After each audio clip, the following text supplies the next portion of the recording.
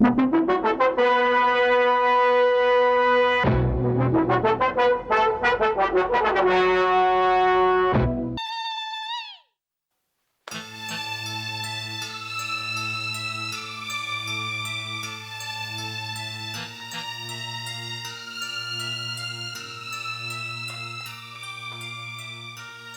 ابني اهبط بقى، خيلتني رايح جاي عامل زي المكوك من ساعة امك ما طلعت فوق عند الحاج. ما هي اتأخرت قوي قوي قوي يا ام ابراهيم. يا عمالة بتاخد وتدي معايا، ما انت عارف نشفان دماغ ابوك. افتح يا ام ابراهيم بسرعة. اديني اروح افتح بسرعة ايه وانا قاعد فيا بسرعة؟ اهلا بسرعة. اهلا اهلا يا ام فرنش، عايزة ايه السعادة؟ امال فين الست امينه؟ فوق عند الحاج. عاوزاها في حاجة؟ افتحي الباب. مالك يا ماما، في ايه؟ يا بنت افتحي الباب، ما توجعيش قلبي. طيب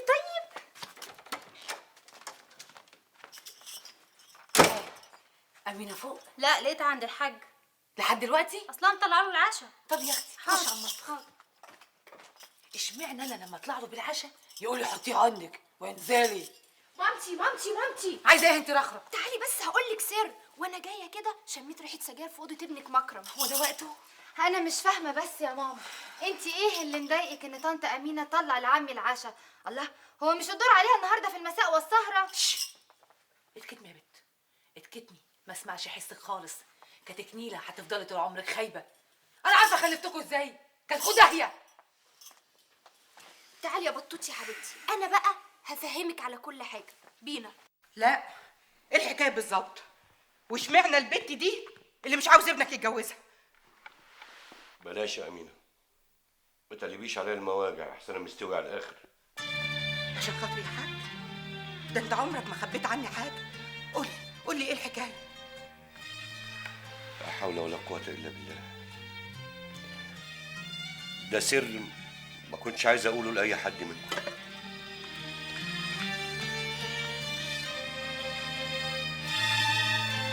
سر؟ طب ما انت سرك دايما معايا وسرك في بير.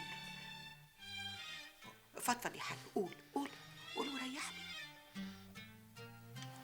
ده تلاقيه اتعشى معاها كمان. ايوه يا ابله نعمه، عندك حق. ابله امينه دي طلعت مش سهله خالص. ايوه، قال ايه في الاول؟ عملت انها معانا لغايه ما وقعتنا في الغلط قدامه وبقت هي البريئه. طب وحياتك يا ابله لو عرفتي اي حاجه كلميني.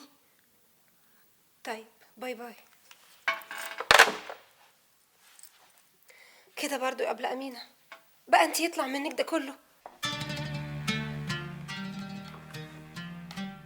وقال احنا فاكرينك كنت عاوز تتجوز امها. ما كانش بقى فيه مشكله، ويمكن كنت وافقت على انه يتجوز بنتها. يعني عليك يا ابني؟ طب يعني الواد ذنبه ايه في اللي حصل ده؟ طب مقدر ومكتوب يا امينه، مقدر ومكتوب. مين كان يخطر على باله ان الاب والابن يحبوا واحده؟ يا اخويا كنت قول لنا، كنا قلنا لك الحقيقه. انت اكتر واحده عارفاني يا امينه. قبل ما بعمل حاجه بقعد افكر واقلب في الموضوع يمين وشمال لحد ما اقول اه او لا. بس انا ابني كده هيتعذب. طب امينه، انت ترضي ان الواد يتجوز واحده ابوه كان هيتجوزها؟ هو لو رضي انا ما ارضالوش، يعني هيبص لي ازاي وانا هبص له ازاي؟ والبنت هتقول لي يا عمي ازاي وانا اقول لها يا بنتي ازاي؟ لا لا لا لا لا خلاص، البنت دي محرمه عليا وعليه. يا اخويا ايه البخت ده؟ ويعني كان لازم تبص لها؟ كنت بص في الجدول شوف هينفع ولا لا. تبص لواحده من دور ولادك؟ يا قلبي وما يريد يا امينه، انا كبرت في السن، بس قلبي لسه شباب وهيفضل شباب. يا ويلنا، يا ويلنا من شباب قلبك يا متولي. وليه ما تقوليش يا ويلكم اللي عملتوه فيا؟ معلش يا ماما، انا مش فايقه دلوقتي للكلام ده. يا سلام، كل ما اكلمك عن مشكلتي الشخصيه تقولي مش رايقه وتسيبيني غرقانه كده. ليه؟ هو انا اللي كنت غرقتك؟ عيب تكلميني بالطريقه دي. وبعدين يا حبيبتي، ازاي بشتغل عندك موظف في الشركه؟ يعني انت ملزمه بيه. ايه ده، هو لسه عيل صغير ولا ايه؟ ثم اني مسؤوله عن الموظف طول ما هو جوه مكتبي، لكن مش معقول بقى ابقى مسؤوله عنه كمان بعد ما يخرج من الشغل. ايوه بس ده مهما كان يعني جوز مامتك. ايوه يا ماما، يبقى حضرتك اللي تبقي مسؤوله عنه مش انا. هموت واعرف هو بيروح فين كل يوم لحد 3 و4 الصبح ويسيبني قاعده وحدي في البيت.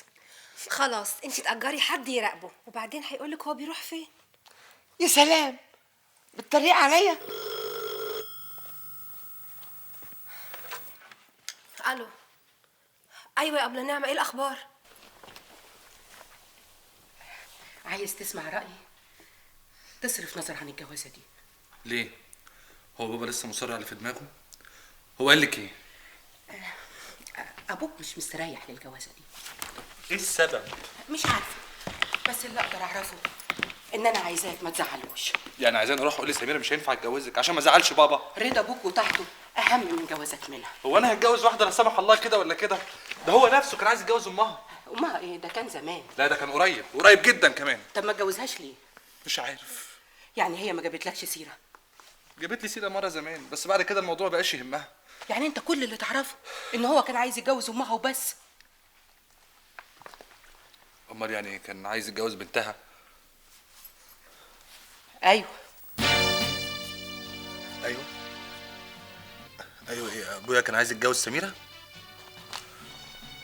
مش ممكن طبعا، كانت هتبقى قالت لي. ما هي كانت لازم تقول لك يا حبيبي، لكن عشان بتحبك ما حبيتش تقول وتعمل مشاكل تمنعك تتجوزها. ده حلم ايه ده؟ كابوس. انا زي ما كنت عايش في كابوس. انا لازم اصحى، لازم افوق. ده مش ممكن دي تكون النهايه. ما تعملش في نفسك كده يا ابني يا ضنايا، معلش اهدى.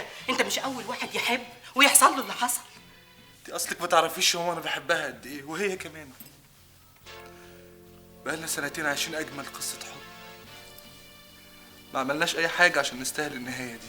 انا رافض النهايه دي. لا لازم تقبل. هتتجوز واحده كان ابوك هيتجوزها؟ دي اصبحت محرمه عليك. مفيش ولا شرع ولا دين بيقول كده. وما فيش اصول تقول انك هتتجوز واحده ابوك كان خاطبها. ده مش ذنبي ولا ذنبها. عارف انت لو اتجوزتها ابوك مش هيدخل لك بيت، وطبعا احنا لازم نسمع كلامه ونوافقه. حرام عليك، انتوا بتعملوا فيها كده ليه؟ انا عملت ايه عشان تعملوا فيها كده؟ وانت يا ماما ازاي توافقي على الكلام ده؟ عارف دي لو كانت بنت تانية والله كنت جوزتها لك، حتى لو هو ما كانش موافق. كنت خدتك وخدتها ورحنا عشنا بعيد لوحدينا بعيد عن البيت ده. لكن هنعمل ايه؟ قدر ومكتوب، ولازم نرضى بالقدر. حتى لو كان ظلم. ربنا عمره ما بيظلم حد. ربنا ما قالش كده. ربنا ادانا عقل وكمان ادانا قلب. وكمان ادانا ابوك، ولازم نفكر بعقلنا عشان نرتاح. اول مره اسمعك بتقولي كلام انت مش مقتنعه بيه. انا عايزه ربنا يقف معانا ونخرج من المحنه دي. تسمي جوازي من اللي انا بحبها محنه؟ ربنا يستر بقى. معلش يا سعيد يا ابني، عشان خاطر ابوس ايدك اسمع كلامي المره دي. انا طول عمري يا ماما بسمع كلامك، في كل حاجه بسمع كلامك، بس ده مش كلامك المره دي، ده كلام بابا. وماله؟ كلام ابوك وكلامي واحد ولازم نسمعه يا سيدي، وحتى لو ما كانش واحد نسمعه عشان المركب تسير وادينا عايشين. ها موافقني؟ وافقني.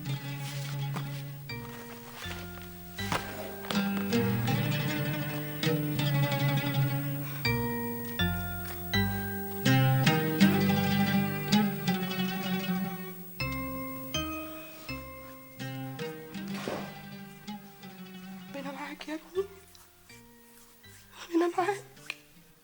السلام عليكم ورحمة الله. السلام عليكم ورحمة الله. يا رب لو كنت غلطت سامحني، ولو كنت ظلمت سامحني. أنا عبدك وطمعان في رحمتك.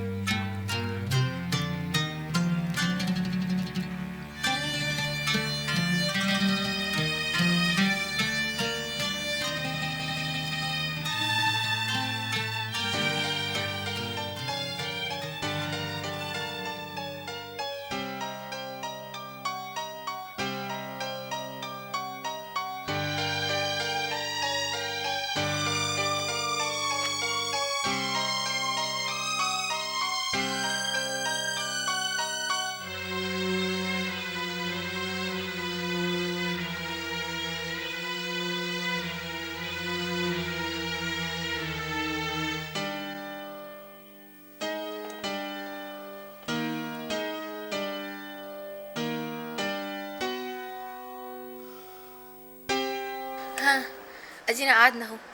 قولي بقى عملت ايه مع والدك؟ سميرة، من النهارده همشي في طريق العذاب.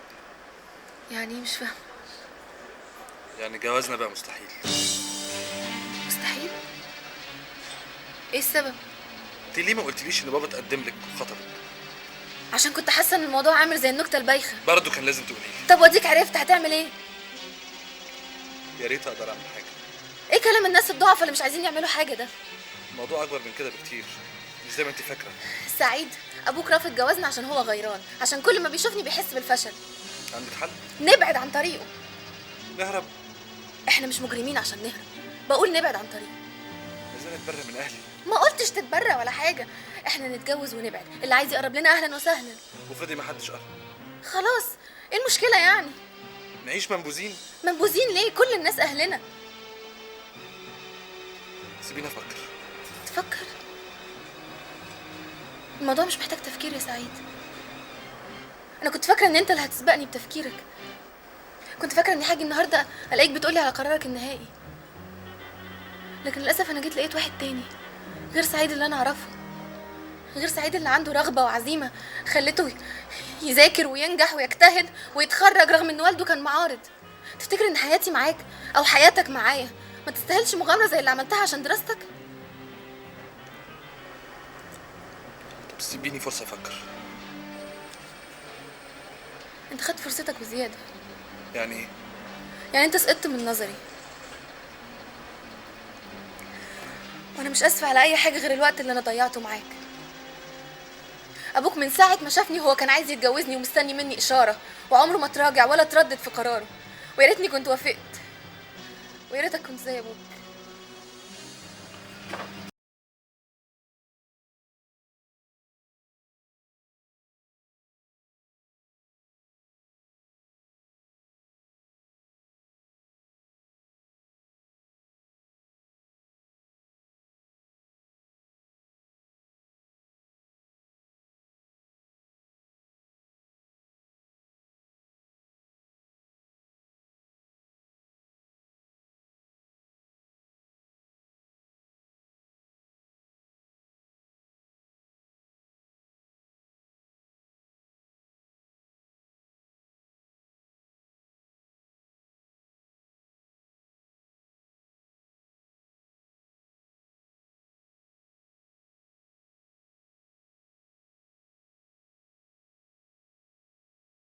والله يا حسين، والله انا اوقات كده لما احس ان قلبي مايل ناحيه واحده زياده عن التانيين بستغفر ربنا واطلب منه يسامحني.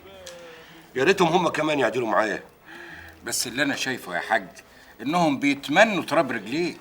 الحب لوحده مش كفايه يا حسين، دول صنف نمرود انانيين، كل واحده بتقول يلا يا نفسي ومن بعد الطوفان. ما هو ده طبع الستات يا حاج وانت عارف كده، وعلى رأي المثل اللي ينزل البحر يستحمل الموج.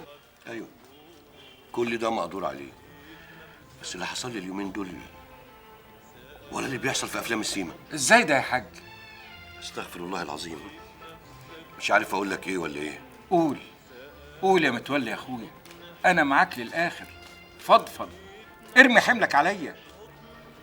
انا حملي رميته خلاص، بس ذنبه لسه في رقبتي، ما بقتش اعرف انام. ما تعرفش ضميري بيوجعني قد ايه.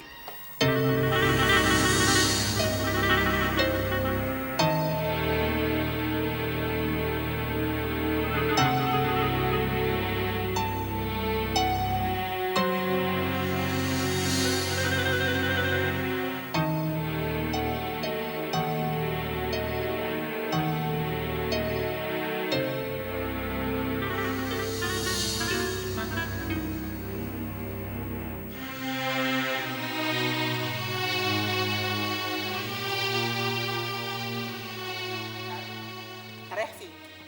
انا مش هسيبك وانت كده. طب اتغدى. سعيد رد عليا. سعيد كده كده يا سعيد. طب انا ذنبي ايه؟ كده تعمل في امك كده يا سعيد. طب واخرة الموضوع ده ايه؟ عارف يا حسين، لو كان راح اتجوزها من ورايا كنت ارتاح، لكن اللي معذبني انه سكت، ما قالش حاجه، لا قالها اتجوزها غصب عنكم ولا اي حاجه. وامه قالت لي ان زي ما يكون نزل عليه سهم الله. ما دام الحكايه بالشكل ده، ما تريح ضميرك وتسعد ابنك وتقول له انك موافق يتجوز البنت اللي بيحبها. ما اقدرش يا حسين، ما اقدرش اصلح غلط بغلط. ايوه، عندك حق، لان مرات ابنك هتبقى بنتك، وصعب انك تبص لها وتشوفها قدامك وانت كان عينك منها وعاوز تتجوزها. ده حتى ابنك نفسه مش هيستريح ولا يهداله بال. يعني انا كنت صح لما منعت الجوازه دي؟ طبعا صح، ومليون صح. الحمد لله، انت كده ريحتني يا حسين. بس ابنك ما استريحش يا حاج. طب قول لي اعمل ايه؟ دي أبلة نعمة زعلانة منك موت. زعلانه مني ليه بقى؟ بتقول إن أنتي اللي بعد الحاج عننا عشان يبقالك لوحدك. انا لا حول الله يا رب، اقول ايه بس؟ يعني انتوا شايفينه قاعد معايا ليل ونهار في الشقه يا ناس؟ أنا معرفش يا أبلة، هي اللي بتقول كده. وبعدين كلامها كده غريب قوي، بتقول حاجات أنا مش فاهماها. بتقول إن أنتي بتسحبيه عندك. بسحبه؟ لو تعرفوا اللي انا فيه. مالك يا أبلة؟ سلامتك. سلامتي ايه؟ انتوا مش شايفين النكد اللي بين الحاج وسعيد؟ الله، هو مش كان نسي خلاص موضوع الدراسة ده واقتنع إن سعيد كان لازم يكمل تعليمه وياخد شهادته؟ خلصنا من الموضوع ده، طلع لنا بموال تاني ملوش حل. موال تاني؟ موال إيه يا أبلة؟ اقول لك يا مديحه، اقول لك وما تجيبيش سيره لحد. نعمة الله ما تقوليلهاش، انا مش ناقصاها. ما انت عارفة يا أبلة، نعمة الله علاقتي بيها محدودة، يعني الجواب يا دوب على قد السؤال. ايه بقى اللي حصل؟ وسعيد ماله؟ انا شايفاه كده شكله مش عاجبني اليومين دول. تبدأ عليك يا ابني، هو اللي بيحصل له ده شويه؟ ده انا ليل ونهار بدعيله ربنا يبرد ناره. ياه، للدرجة دي يا أبلة؟ انت قلقتيني قوي. هو ايه اللي حصل؟ ياما نصحتك، ياما قلتلك مالكيش دعوة بالولد ده، اهو عمل حجته ابوه. كان ماله الحاج؟ الراجل كان شريكي، مش عارف يجيب لك ايه ولا ايه. يا ماما ارجوكي كفايه بقى. ياما نصحتك، ياما فهمتك. لو ما اتجوزتيش الحاج مش هتقدري تتجوزي ابنه، دول ناس بلدي ويفهموا في الاصول كويس. وبعدين بقى يعني اسيب لك البيت؟ اهو هو ده اللي انت فالحه فيه. قولي لي بقى، هتتجوزي مين دلوقتي؟ مش هتجوز خالص، تريحتي؟ هي اللي تخلف بنت زيك تعرف طعم الراحة. يا شماتة ألفت فيكي. ومال ألفت ومال الحكايه دي؟ معقولة اللي بتقوليه ده يا أبلة؟ يعني الحاج خلاص مش هيتجوز؟ اخص عليك يا مديحه، هو ده كل اللي يهمك؟ ده انا فاكره ان سعيد هيصعب عليكي. ومين قالك انه مش صعبان عليا؟ بالعكس، انا كل اللي يهمني في الموضوع ان الحاج ما يتجوزش البنت دي عشان سعيد يتجوزها. هيتجوزها ازاي وابوه كان عايز يتجوزها؟ ده حتى يحصل قفله. الله، طب وايه يعني؟ مش احسن ما تحرموه منها وتجوزوه لواحده ما بيحبهاش؟ مديحه انا فاهماكي كويس، انت لا يهمك سعيد يتجوز مين ولا ما يتجوزش مين، ولا ابوه يزعل ولا ما يزعلش. انت كل اللي يهمك سعيد ما يتجوزش بنت نعمة الله، يعني بنات نعمة الله يبوروا. لا يا أبلة، انتي فهمتيني غلط. انا كل اللي يهمني في الموضوع ان في اتنين بيحبوا بعض وحرام نفرق بينهم. انتي عارفه، انا قبل ما اتجوز الحاج كنت بحب شاب زميلي وخطبني، بس القدر فرق بينا. يا اختي كنت اتجوزتي وخلصنا، نهايته ايه اللي حصل؟ مات، وكنت هموت من بعده من كتر حزني عليه. لولا متولي ظهر في حياتي أخد بإيدي وخلى كل حاجة لها طعم تاني. عشان كده ما تتصوريش أنا بحب متولي قد إيه، ومش عايزة سعيد يدوق اللي أنا دقته. لو نعرف للموضوع ده حل. يا رب يا رب، احنا ملناش غيرك، انت اللي شايف وعالم. يا رب انقذه، يا رب حقق له اللي في باله. يا رب. ازاي بقى؟ دي قدمت لك فرصة على صينية من ذهب. ايوه يا مروه، بس انا سكتي بقى مش سكه سميره. ليه؟ انت مش كنتي بتحسديها على المال والشباب؟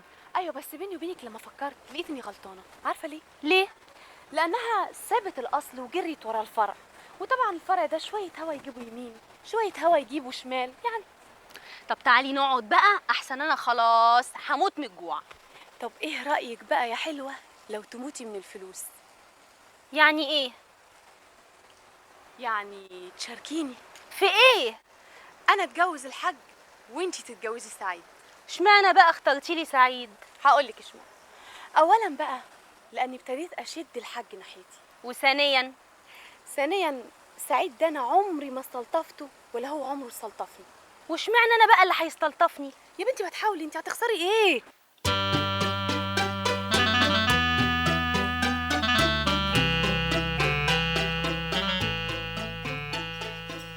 عارفة يا ماما، سعيد بقاله يومين مش معبرني خالص. هو باينني كده الايام دي في حاجه بينه وبين ابوه، بس ايه هي مش عارفه. حتى امينه مش عايزه تقولي. تصوري ان هو قابلني امبارح على السلم ولا كأنه شايفني. ما سالتوش ملك؟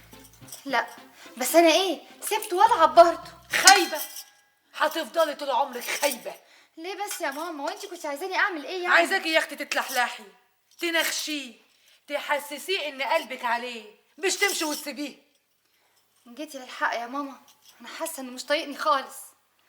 بقول لك ايه، ما تقوليش الكلام ده قدامي، دمي بيفور. مش كفايه عمايل ابوه فيا؟ ليه بس؟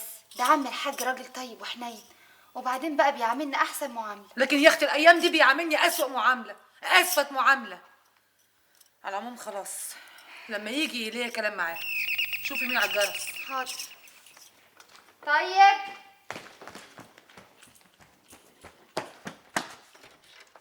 هاي يا بطوم. قبل مديحه. ازيك يا روحي؟ ازيك انت؟ اتفضلي. اسكتي يا نعمة، اسكتي يا ملك، ليكي عندي حتة خبر انما ايه يجنن. ايه يفرح ولا؟ الا يفرح، ده انت هتنبسطي قوي لما تسمعيه. قولي يا بنتي يا مديحه. بعدين بقى لما نبقى لوحدنا. طبعا اذنكم انا بقى يا ماما. روحي. ايه الخبر الحلو؟ الظاهر ان الست الشيخة بتاعت الزهر مفعولها كده، سرها باتع. ازاي؟ خلاص الحاج مش هيتجوز علينا. مين اللي قال لك يا بنتي مديحه؟ هو قال للأمينة. خلاص بقى سره عند امينه. انا مش فاهمه يا اختي هو زعلان مننا ليه؟ عشان الحاجات اللي عملتها الشيخة بتاعت الزهر، الظاهر انها جابت مفعول، طفشت له الجوازه. بقى زعلان على الوليه الكركوبه دي؟ ده كان بينها وبين القبر شبرين. لا بقى، ده انت فاهمه غلط. انت فاكرك كان هيتجوزها؟ ده كان عايز يتجوز بنتها اللي هي زميله سعيد في الكليه. مصيبتي، الحاج بيبص لبنات صغيره؟ علينا العوض، علينا العوض. لا بقى يا روحي، قولي على نفسك، مالكيش دعوه بيا، انا لسه صغيره. لا يا حبيبتي، والبت الشحطه اللي قاعده تحت في الشقه دي ايه، بنتك ولا سلفها من الجيران؟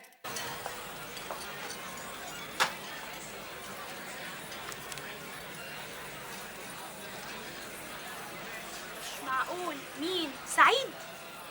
سعيد اهلا. ازيك يا سعيد؟ اهلا، ازيك يا مروه؟ الحمد لله. تخيل يا سعيد اني دخلت المحل ده اشتري منه حاجه وما كنتش عارفه انه محلك. اهلا وسهلا، المحل تحت امرك. طيب اقعد بقى اخد نفس. اتفضلي. اما حته مفاجاه. انت اول مره تيجي هنا؟ ايوه، انما ألفت طبعا هي اللي عارفه المحل كويس، ما كانت بتيجي هي وسمير. المحل تحت امرك يا مروه، انت عايزه ايه؟ ايه ده؟ على طول كده؟ حتى قالوا لي انك تاجر شاطر قوي وبتضيف زباينك. تحت امرك.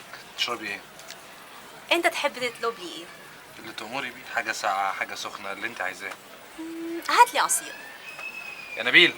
نعم يا أستاذ سعيد. لو سمحت عصير مانجا. عينيا.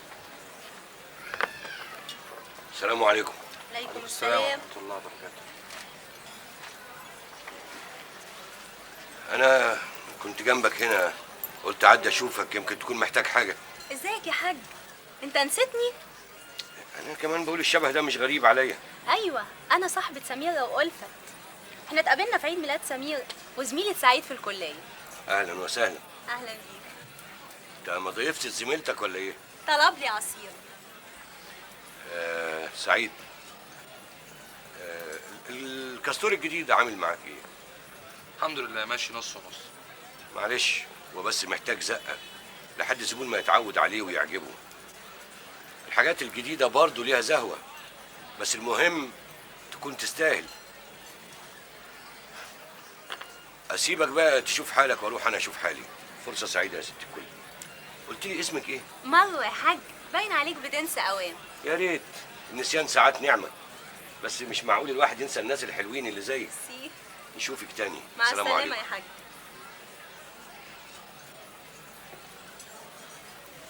والدك ده لطيف قوي، كل الستات رايهم كده. بس انا مش فاهمه ليه سمير رفضت تتجوزه. انت كنت عايزه تشتري ايه يا مروه؟ تحت امرك. ها خير؟ وافقت لك على الاجازه؟ بالعافيه. يا رب عقبال ما توافق لي كمان على الاجازه. وانت هتعطل شغلها في ايه؟ اكيد طبعا هتوافق لك، بس انا خايفه لحسن تاخد بالها.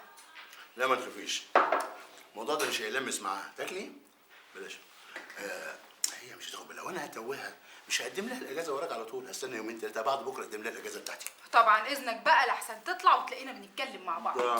قولي كده. ايوه. بلاش قلق، ما تنزليش معايا النهارده، ولاش تركبي معايا العربيه، بلاش خنقه. واخدين بالهم، احنا هنتقابل في نفس المكان بتاعنا. مين اللي هينزل الاول؟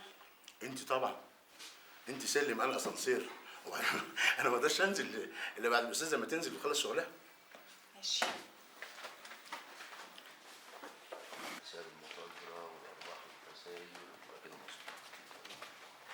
تصور ان مدام مديحه وافقت لي على اجازه واسبوعين. اسبوعين؟ انت اول مره تاخدي اجازه؟ اصل اعصابي تعبت قوي يا ايمن اليومين دول من الشغل ليل ونهار. طول عمرك يا ميرفت بتحبي الشغل، خصوصا لما بيجيلك منه فلوس. مش من حق استريح لي يومين؟ دول مش يومين، دول اسبوعين. مستكترهم عليا ولا خايفه اوحشك؟ انت فعلا هتوحشيني قوي، هتوحشيني للابد. حيلك حيلك، هو انا رايحه ومش راجعه ولا ايه؟ بالنسبه لي زي ما بتقولي كده بالظبط. تقصد ايه يعني؟ انت فاهمه قصدي كويس قوي.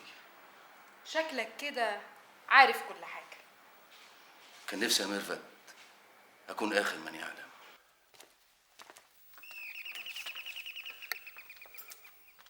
لازم اركب اسانسير ولا الواحد مش يقدر يكمل.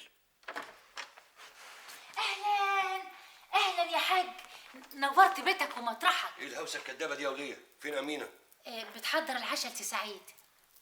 هو جه؟ ايوه جه وبيغير هدومه. ما تتفضل يا حاج. قولي له بعد ما يتعشى يطلع لي فوق، انا عايزه ضروري. حاضر.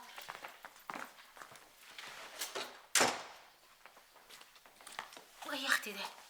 هو خايف يخش البيت ولا ايه؟ ام ابراهيم. نعم. مين؟ ده الحاج عايز سعيد يطلع له بعد العشاء. عاوز مني ايه تاني؟ البنت دي كانت جايه لك ليه؟ كانت جايه تشتري حاجه. جايه تشتري ولا جايه مرسال؟ انا صرفت نظر يا بابا عن الموضوع ده قبل كده، قلت لك. سعيد يا ابني، اول يوم نزلت فيه الشغل قلت لك احنا تجار بنبيع ما نشتريش، وقلت لك طول ما انت في السوق هتلاقي اشكال والوان من الحريم، وحذرتك ونصحتك ان دماغك ما تملش لواحده منهم. انا دماغي ما ملتش، قلبي هو اللي مال. يا ابني كل دي اوهام وقله خبره. امال كنت عايز تتجوزها ليه؟ عايز تعرف؟ عشان انا بشر زي بقيه الناس. اقعد. فيا كل عيوب الناس وفيا حسناتهم. اللي يمكن زايد عندي ان ربنا سبحانه وتعالى اداني عقل صاحي دايما، عامل زي فرامل العربيه، لو شطيت يقول لي اقف عندك، فرمل هنا. انا مش فاهم دخل سميره ايه بده كله. حكايه قديمه قديمه قوي، من قبل ما تتولد وقبل ما اتجوز امك الله يرحمها. البنت دي ابوها كان بيعاملني زي العبد، ولما خاله مات الحاج سلام الله يرحمه اتفرعن اكتر وسرق فلوس امك، ولولا اني وقفت جنبيها ما كانتش تعرف تروح ولا تيجي. وبعد كده لما ربنا اكرمني وبقيت تاجر كبير حب هو والملعون شوقي يقطموا وسطي، لكن ربنا نور بصيرتي وضربتهم الضربه اللي هي. برضه ايه دخل سميره بده كله؟ انا جاي لك في الكلام يا ابني. بقيت عايز اشفي غليلي منه، فكرت اخد منه كل حاجه، اشتريت محل الحاج سلامه. فكرت اتجوز مراته بس لقيتها ما تستاهلش.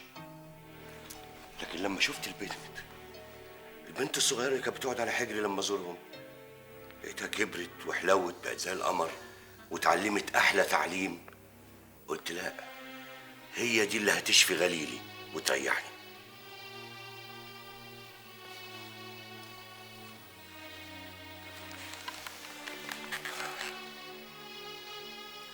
لكن إرادة ربنا إنها تطلع بتحب ابني وابني بيحبها. الموضوع ده شر من أوله لآخره. عمر حبنا لو سميرة ما كان شر. يا سعيد يا ابني، أنت مش عايش في الدنيا لوحدك. قبل ما تفكر في نفسك فكر في أهلك. يا سعيد صدقني، البنت دي عمرها ما كانت هتدخل العيلة بتاعتنا بأي شكل من الأشكال. أنا عارف إن لسه عظمك طري. الدنيا ما خدتش ودت معاك زيي. الصدمة عليك كانت كبيرة. لكن الزمن هيعالجك. الزمن بينسي. إذا أنت نفسك ما قدرتش تنسى اللي كان بينك وبين أبوها. يا ابني ما قلت لك فيا عيوب كل الناس وحسناتهم. أنت مش طالع لي. أنت طالع لأمك الله يرحمها. كانت طيبة وقلبها كبير، عشان كده اتضحك عليها. الحمد لله إن هي اتضحك عليها، ما ضحكتش على حد. يا ابني الدنيا يا غالب يا مغلوب. فيها اللي عايز يبقى غالب وفيها اللي يرضى يبقى مغلوب. أنت عايزني يعني أرضى إني أكون مغلوب؟ عايزك تقف جنبي، جنب أبوك.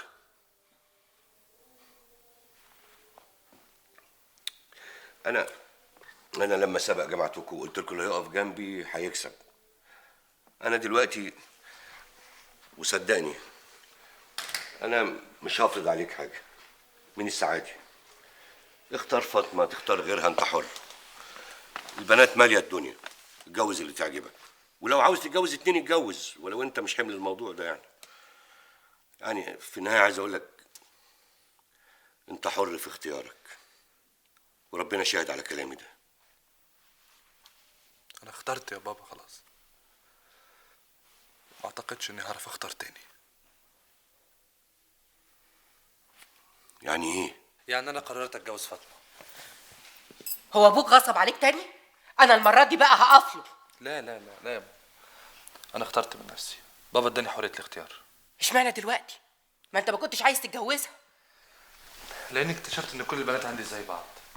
وطالما مش هقدر أحقق السعادة لنفسي، يبقى أحققها لغيري، لبابا وليكي وفاطمة وطنط نعمة. من النهارده مش هفكر في نفسي خلاص. هفكر في غيري.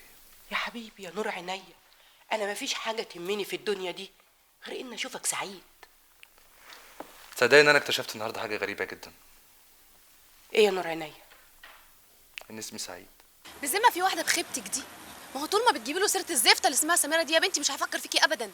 طب وانا كنت هعمل ايه بس؟ ما انا ما كنتش لاقيه كلام اقوله له. تبعدي بيه عن السيره دي خالص. هو اكيد لسه بيحبها، بس اكيد برضه عايز ينساها. اعملي معايا زي ما انا عملت مع ابوه بالظبط. طبطبت عليه خالص وحسسته ان في واحده تانية ممكن تملى حياته. طب وهو جاوب معاكي ولا لسه معاصلك زي ابنه؟ بالهداوه. كل شيء يا مروه يا حبيبتي بالهداوه. انا ماشيه معاه واحده واحده لحد ما يلاقي نفسه كده مش قادر يستغنى عني. طب قولي لي بقى، انت شايفه مين اللي اصعب، الحاج ولا ابنه؟ مفيش راجل في الدنيا يا مروه يا حبيبتي صعب ابدا. كل راجل وله سكه. المهم تعرفي تدخلي له منين. طب ممكن تقولي لي بقى ادخل لسعيد منين؟ يا نهار ابيض، انت لسه هتفكري تدخلي له منين؟ في ايه؟ في ايه يا ماما؟ مالك بتزغرطي ليه؟ مين نجح تاني؟ مبروك يا بطل. ألف مبروك يا يا حبيبتي. أمين. عقبالك يا سعديه. كده تبقى بطة، بس عقبالي على ايه؟ سعيد خطف فاطمه. مش معقول يا ماما. ايه ده يا اختي؟ وهتتجنني كده ليه؟ ليه هو كل ده كان سعيد ما خطبش فاطمة؟ بس المره دي رسمي. عقبالي يا رب. يا شيخ اتلهي، مش لما تاخد الشهاده الاول يا موكوس؟ ده بعد عمر طويل.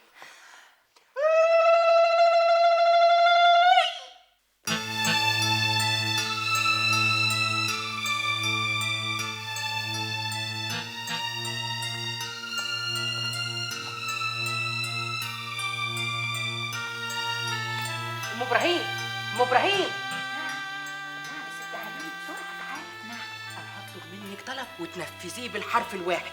دكور؟ اه بصي، اطلعي اقفي على الباب، واول ما تشوفي الحاج اندهيلي. اول ما تشوفي الحاج تعملي ايه؟ اندهله. تندهيله هو ليه؟ انا قلت تندهيله انا وتندهيله بالراحه. بايه؟ بالراحه من غير ما حد يسمع. ايوه يعني اقف نضرجيه يعني. اقفي زي ما تقفي، بس يلا بسرعه. امشي بسرعه وتندهي بالراحه.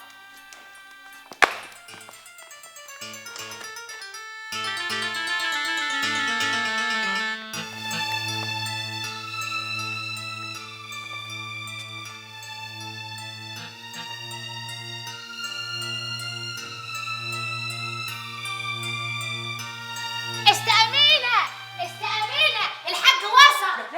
ايوه يا حاج، الست امينه عاوزاه. بس يا وليد، بس خلاص ادخلي. فضحتيني خلاص. يا ريت وقفتك. انت عايزه مديحه ونعمه الله يسمعوكي ويقولوا عليا ايه؟ واقفه قطع طريق. والله يا ست امينه انا كنت خايفه احسن يفلت منك. يفلت ايه؟ هو فار؟ انت ايه كبرتي وخرفتي؟ اخصى عليك يا ست امينه، بقى ده جزاء العشره عشان بحبك وعايزه مصلحتك تقولي عليا خرفت. خلاص معلش بقى، معلش ما تزعليش، حقك عليا. اصل انت ما تعرفيش انا بالي مشغول ازاي اليومين دول. الله يكون في عونك، انا عارفه ومقدره انت مشغوله قد ايه على جوازة سعيد. سعيد ايه؟ فرح سعيد ايه؟ انا مشغوله بحاجه اهم مش مخلياني انام لا ليل ولا نهار. مشغوله بايه؟ ها؟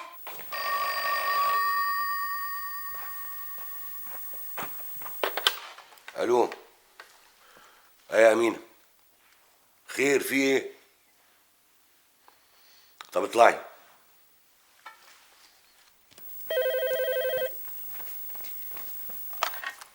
الو. ايوه يا عمي الحاج. مامتي؟ لا دي بتحضر العشاء لحضرتك. حاضر هبلغها. اوكي مع السلامه. مامتي. مين اللي كان بيتكلم يا سعديه؟ ده عمي الحاج، وعلى فكره بيقولك ما تطلعيش دلوقتي. ما اطلعش دلوقتي؟ ليه بقى؟ رايحه على فين يا امينه؟ بسم الله الرحمن الرحيم. انت طلعتي منين؟ طالعه للحاج كده من غير لا احم ولا دستور؟ ما انت عارفه يا امينه النهارده الدور عليا في العشاء. ما تخافيش على دورك، انا طالعه اتكلم معاه في دور تاني خالص. بقول لك ايه يا حبيبتي، بلاش يا اختي نقطع على بعض، ده احنا خلاص هنبقى نسايب. طب ما تقولي لنفسك انا مش طالعه اقطع، انا طالعه اتكلم في موضوع يخص سعيد. سعيد وفاطمه؟ يا دي سعيد وفاطمه، انت مش بالك استريح خلاص يا نعمه الله؟ عايزه ايه تاني؟ يعني انت بالك اللي ما استريحش؟ ايه هتبتدي في شغل الحموات ولا ايه؟ سيبيني بقى، انت جرالك ايه؟ تعالي هنا، انا فايقالك يا حبيبتي. الله، ربنا يسامحك، بس انت ما تعرفيش انا طالعه اتكلم في ايه. خلاص قولي لي انت يا امينه وريحيني.